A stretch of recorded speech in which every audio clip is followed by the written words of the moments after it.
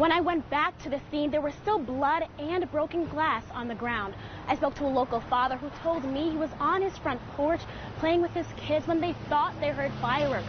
Then they looked to the side and saw two people lying on the ground. We spoke to neighbors and people who live nearby to the fairgrounds, and they told us they were not shocked to hear that there was a call about a suspicious person walking near the creek. One woman I spoke to says she is now terrified the gun that was stolen out of her car could be used to hurt someone. It was taken right out of her driveway, and LMPD says this is happening in waves across our city, and the consequences could be deadly. Neighbors told me imagine what the aftermath of a tornado looks like, and that's what they woke up to Saturday morning. Neighbors described what happened at this home on the 1000th block of Beecher Street as horrific. They said they saw one of their neighbors, a woman, trying to escape from the fire. Some said they do think about safety while they're sitting in the stands. Others said they don't have a care in the world while they're watching their favorite teams. Either way, how they watch their favorite sports could change in the future. The Urban League Gala is filled with good vibes, good food, good drinks, and a great energy because it is all for a great cause and organization. I'm going to take you guys into the room where all the magic is happening. Miss Kim Scallon, she said that Oliver, her cat, picked Tacitus to win this year's Derby. I won't torture you with my vocals, but Melanie is responsible for bringing the School of Rock here to us. Food truck owners that I spoke to said that the way the food trucks operate now works, and they want it to stay that way. Georgina Corcoran can't walk down 28th Street without seeing 20 years worth of pain.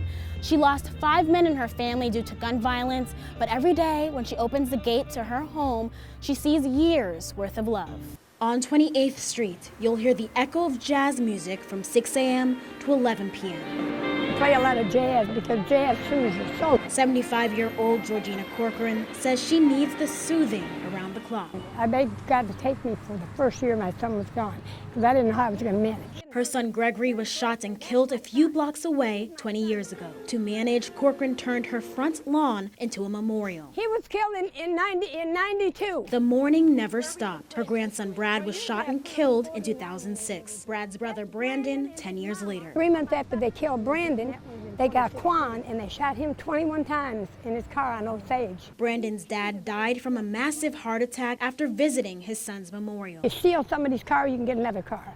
But you steal a person's life, you can't get their life back. When family members stop by, it's gonna be okay.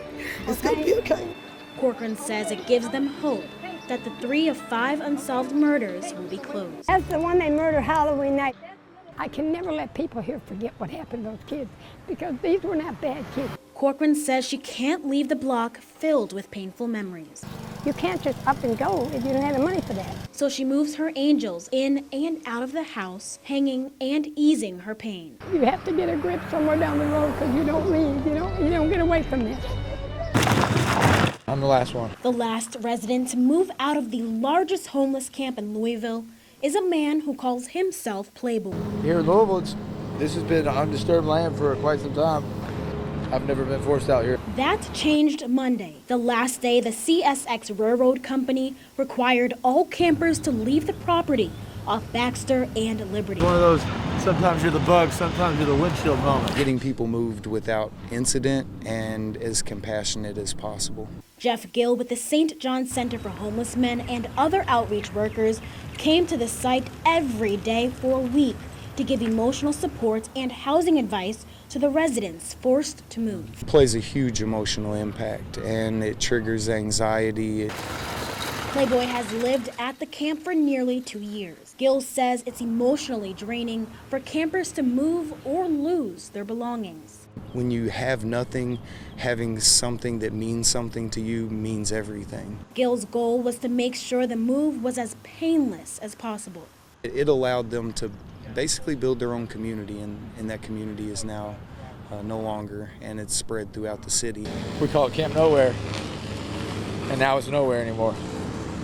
Gill said majority of the people he spoke to said they will not be moving to homeless shelters. Instead, they found new homes around the city in areas they consider safe.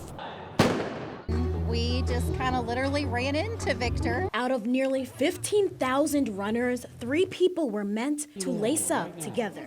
It was shocking because, I was attempting to run it by myself no matter what. Amanda Daly and her dad, Steve McCarty, saw Victor Standifer blind, alone, and faithful at last year's marathon. Saw your cane in your hand, your stick, and so we just went up to him. We said, hey, are you running with anybody? And he said, no. He said, what's your pace? We were going to slow Victor down. He didn't want no part of it, see? He was going to take his chances without us. Victor took a chance with two strangers. And he literally has blind faith. We had the bump system going. I bumped his left, and Amanda bumped his right the whole race. This year, Victor was shocked when the duo called and wanted to help guide him again. Sometimes you don't hear from people. They just blow you off because one-time thing, they don't see you no more. I'm just blessed to run them with again, you know what I'm saying? A friendship I can always have.